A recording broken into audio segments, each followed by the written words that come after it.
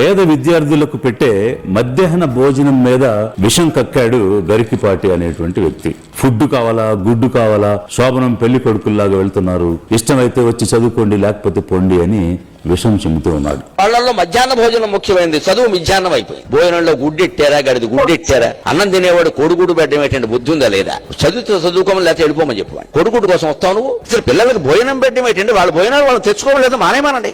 పిల్లలకు భోజనం పెట్టి పుస్తకాలు ఇచ్చి యూనిఫార్మ్ ఇచ్చి ఇన్ని ఇస్తే వాడు చదువుతాడా? శోభనం పెళ్లి కొడుకులో మంచం ఎక్కువ కూర్చుంటాడు. విద్యార్థికి ఎన్ని సౌకర్యాల అవసరమా? శోభనం అనగానే అక్కడ వినేవాళ్ళు నవ్వులు చప్పట్లు. వాగేవాడికి బుద్ధి లేదు, కనీసం వినేవాళ్ళైనా విజ్ఞత ప్రదర్శించాలి కదా.